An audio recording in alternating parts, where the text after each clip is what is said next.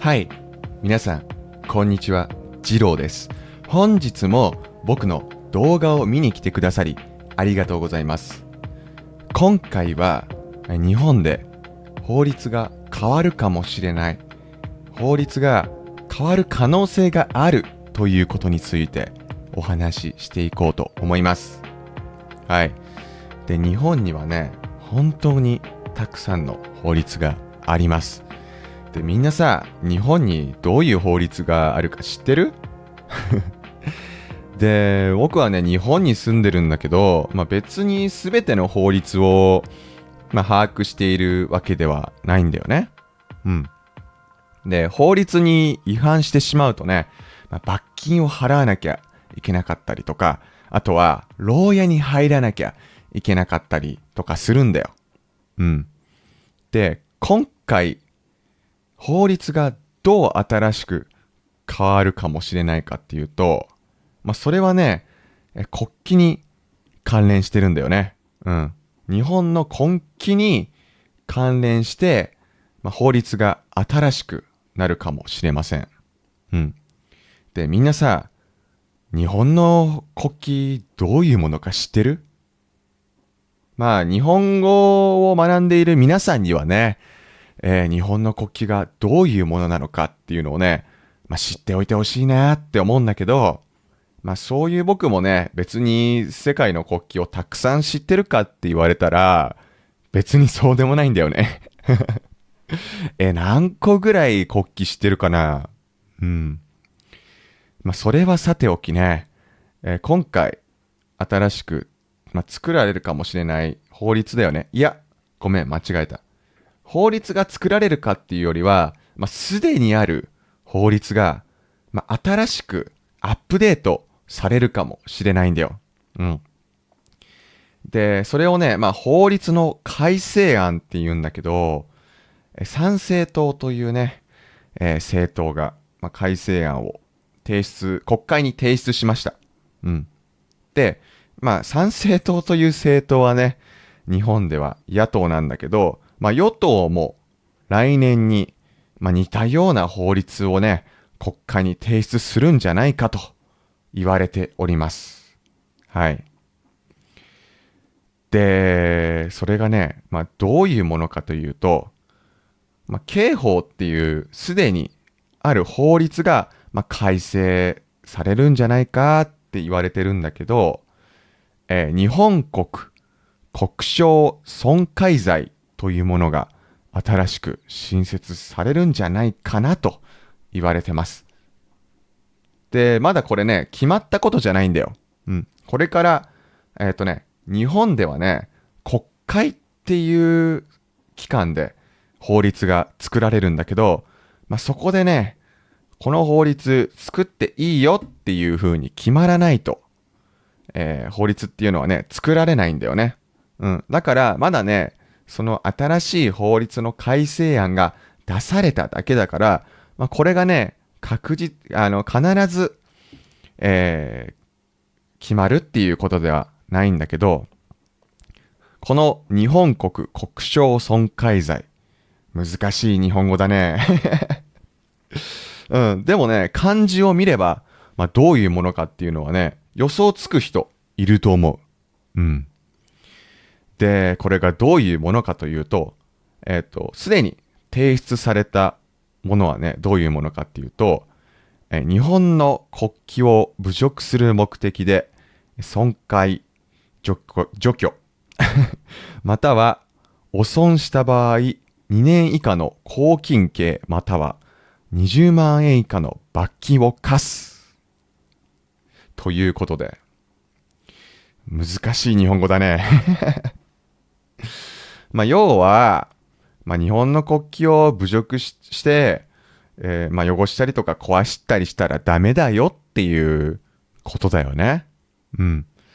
で、これと似たような、案を、与党も提出するのではないかと言われております。はい。どう思う？この法律案。みんなこれさ、聞いてどう思った？国旗ってね、確かにリスペクトされるべきものだよね。確かに、国旗がね、汚されたりしたらね、悲しい気持ちにはなるよね。うん。でもね、この、法律の改正案なんだけど、いろいろ意見があるんですよ。うん。まず、侮辱の範囲がよくわからないよねっていうことだよね。侮辱する目的で国旗をね、壊したり汚したりしちゃいけないっていうことだから、侮辱の目的じゃなかったらいいのかなっていうことになるじゃん。うん。だから、その侮辱の範囲がよくわからない。例えば、僕はそんなことをしないんだけど、例えばね、僕が日本の国旗を汚したとして、汚したけど別に侮辱する目的がなかったとするじゃん。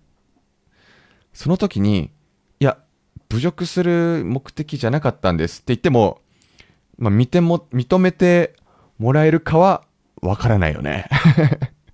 もしかしたらね、僕がね、牢屋に入ってしまうかもしれないよね。うん。で、あとね、日本には一番大事な法というものがありまして、それがね、憲法っていうものなんだよね。で、憲法でとあるものが日本の国民には保障されております。はい。それがね、表現の自由っていうものなんだよね。だから表現をするのには自由があるっていうことなんだよね。だから、日本の国旗にね、落書きとかしたりしても、いや、これ表現の自由が認められてるんでいいんですって言えるかもしれないよね。うん。だから難しいんだよね。だから憲法ですでにある、表現の自由とちょっとね、被ってしまう部分があるんじゃないかなって思うよね。で、じゃあさ、日本で、なんでこういう法律が作られるのか、日本だけでこういう法律を作ろうとしてるのかっていうと、そういうわけでもないらしい。うん。調べたところ、フランス、ドイツ、イタリア、中国、韓国ではね、自分の国の国旗にね、侮辱行為をするとか、あとは壊したりしたら、罰せられる法律があるらしいんですよ。うん。その国に住んでる皆さん、実際に、そういう法律があると思うんで、詳しくはコメント欄とかにね、書いてほしいんですけど、その法律の実効性とかね、うん。だから、日本でも、日本国旗を、侮辱する目的でね、汚したりとかしちゃいけないよっていう、法律作ってもいいんじゃないかな、みたいに思うよね。別に外国にもあるような法律だし、日本も作っていいじゃないか、みたいな、意見はね、わかるよね。で、ここから面白い話するんだけど、日本ではね、外国の国旗をね、壊しちゃいけないとかね、そういう罪がもうすでにあるらしいんだよ。で、刑法っていう法律の92条にあるらしいんだけど、ちょっと待って。今日の僕の日本語ちょっと難しいからね。みんな、いい勉強になると思うわ、今日の動画。うん。で、外国の国旗をね、壊したりしたら、2年以下の拘禁刑、または20万円以下の罰金ということで、さっき話した改正案とほぼ同じような罰だね。うん。で、これは外国の国旗が対象らしいんだよ。うん。で、だから日本の国旗は対象じゃないらしいんだよね。これもね、あれなんで平等じゃないんだって思うんだよね。外国の国旗をね、壊したりとか汚したりしちゃいけないのに、日本の国旗にはそういうことしていいのか、みたいに思っちゃうよね。うん。で、で、このね、法律、外国国章損壊罪っていうんだけど、この法律が、作られた背景はね、日本と外国の間で、円滑な国交を守るために、定められたらしいんだよね。確かにね、日本で他の海外の、外国の国旗をね、破いたりとかね、いたずら書きとかしたりね、そういうことしたら、印象悪いよね。いや日本では、私たちの国のことを侮辱する行為が平気で行われているじゃないか。ということで、日本とその国の間で、関係が悪くなってしまうかもしれないよね。うん。それは困る。うん。ただ、日本の国旗にはそういうことをしてもいいんだみたいな、その意見わかるよね。で、こっからね、日本人である私、私ね、政治もあまり詳しくないですし、ただの若者なんだけど、このただの日本人の若者が、この法律の改正案を見て、どういうふうに思うかっていうことをちょっと話してみると、この法律がね、もし作られて実際に施行されることになったらね、間違えて国旗の上に落書きとかしないようにしようって思うよね。うん。で、昔はね、僕が、高校生時の頃はね、歴史の教科書に落書きとかをよくしてたんだよね。いや別に、侮辱するとか、そういった考えとかは全くなくて、授業中、暇なんですよ。うん。日本の、僕が通ってた学校の授業、歴史の授業はね、すごい退屈だったんだよね。うん。で、国旗に落書きすることはないんだけど、例えば、歴史上の人物の肖像画に、新しく髭を追加してみたりとかね。そうやって落書きしてました。正直に言うとね。うん。で、その中にはね、国旗に落書きをする人が出てくるかもしれない。うん。でもね、そういうことをして侮辱だということになればね、もしかしたら、法律違反になってしまうかもしれないから、そういうふうに、歴史の教科書とかに、落書きをしている人はね、その法律が作られたら、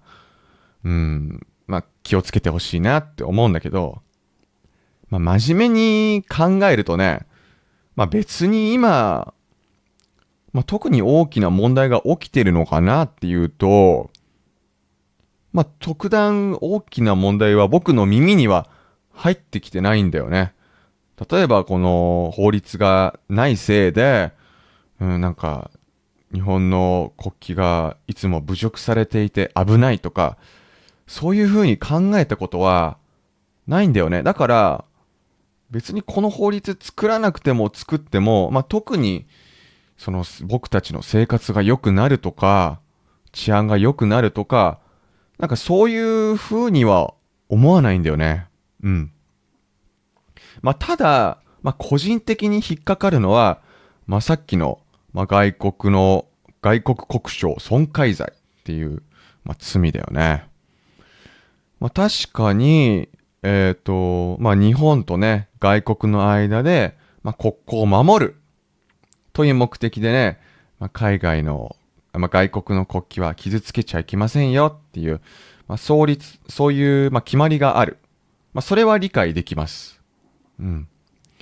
ただそれを考えると、日本に来た外国の方がね、海外の方が日本の国旗を、侮辱目的で破ったりとかして、それが許されるのも違うなって思うんだよね。だってさ、それも外交上の問題に発展するかもしれないじゃん。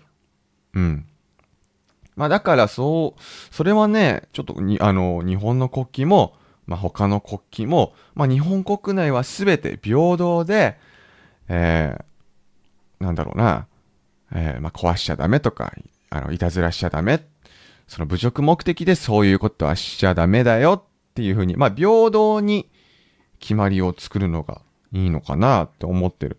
だから、うん。まあ、この法律はね、まあ別に、作ってもいいんじゃないかなという、まあそういう意見はね、理解できます。はい。ということで、どう思うみんなこの法律。まあ確かにね、まあどちらの言い分も、まあ理解はできるよね。まあいろんな意見があるんだけどね。うん。で、まあこのままね、まあ法案が提出されてから、まあ国会で審議されて、まあ実際にね、法律が作られるのかっていうのはわからないんだけど、すごい注目すべき内容ではあるかなって思うね。うん。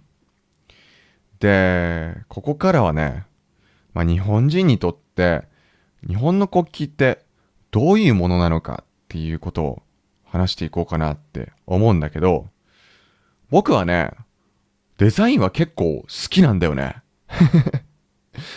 シンプルで良くない日章旗って。日本の国旗を、まあ、日章旗って呼ぶんだよね。うん。で、アメリカの国旗は星条旗だね、例えば。うん。で、日本の国旗はね、シンプルでいいと思う。うん。真っ白な背景に、赤い丸が一つあるだけ。うん。書きやすいよね。うん。いや、日本人誰でも書けると思うよ、日本の国旗。だって、白い紙があったら、その上に赤い丸を描くだけだからね。うん。めちゃめちゃ簡単に書けるのが、日本国旗のいいところかなって思う。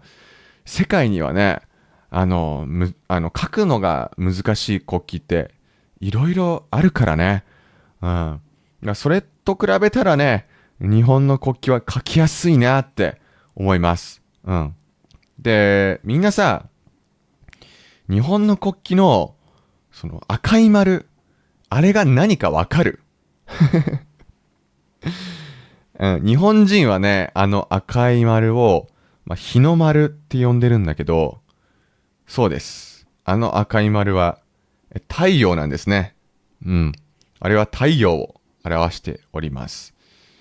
で、あの真ん中の、まあ、赤色の丸なんだけど、厳密に言うと、あれ赤色じゃなくて紅色らしいです。うん。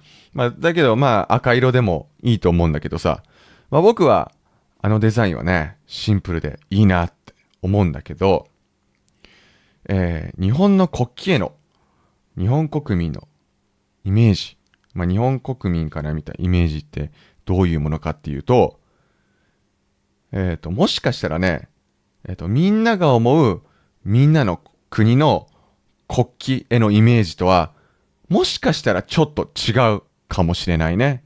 うん。で、日本の国旗をね、あまり私生活の中で見ることがない。だよね。他の国と比べると。うん。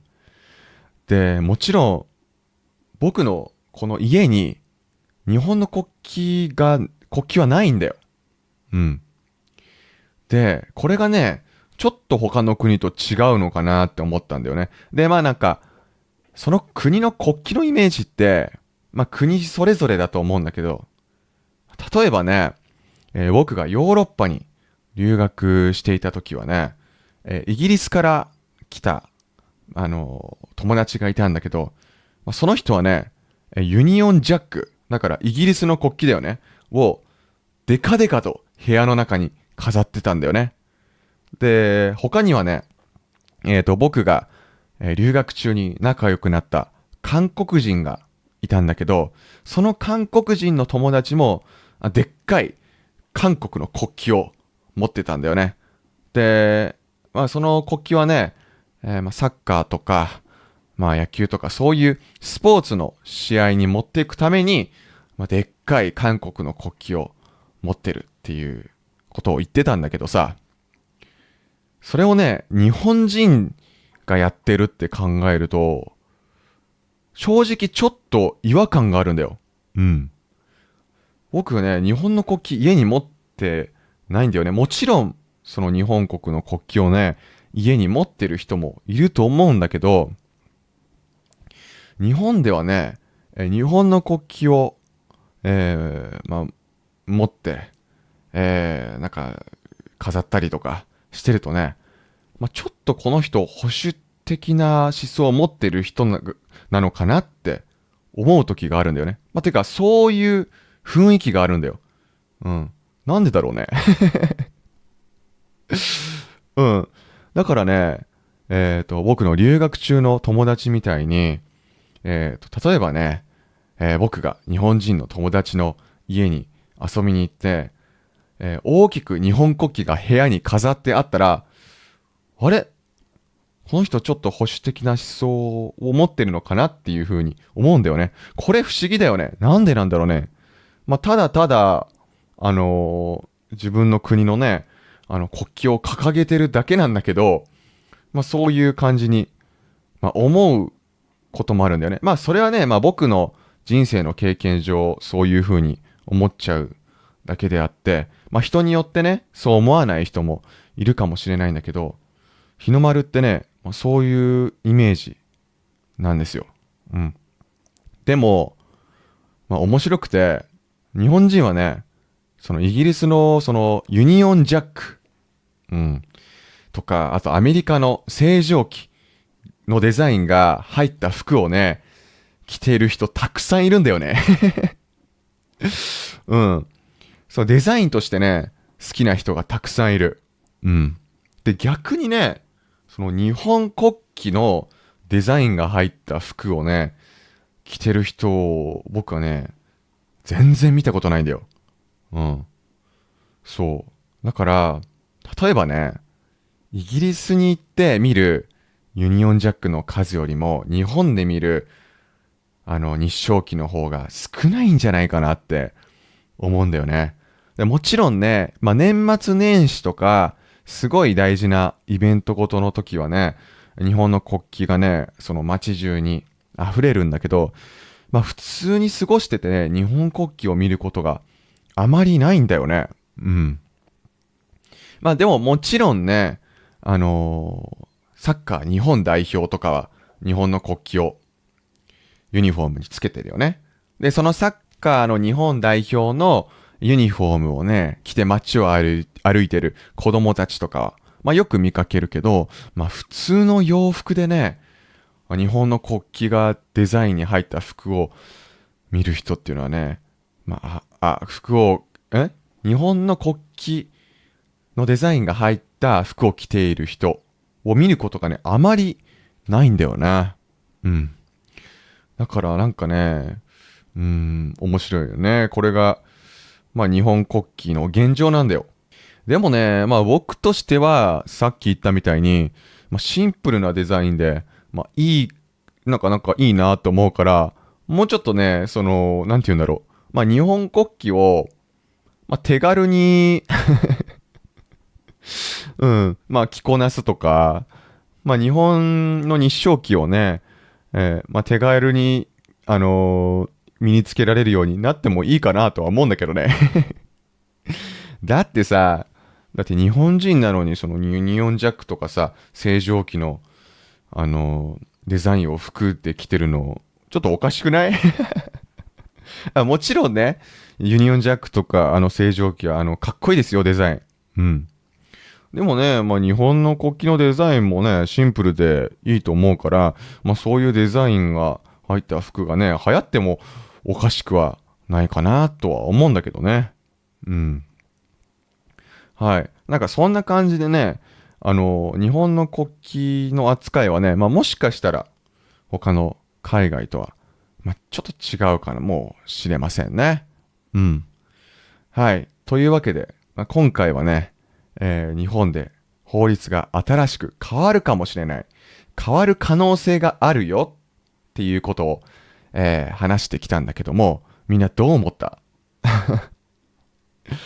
うん。日本でのね、日本の日照旗のイメージを、僕が話したんだけど、これはね、僕一個人の意見だから、他の日本人はね、国旗に対するイメージが、ちょっと違う時もあるかもしれないから、みんなもね、いろんな日本人の意見を聞いてね、日本で日章旗ってこういうイメージなんだっていうのをね、理解してもらえたら嬉しいです。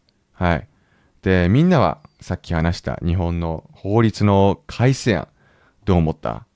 うん。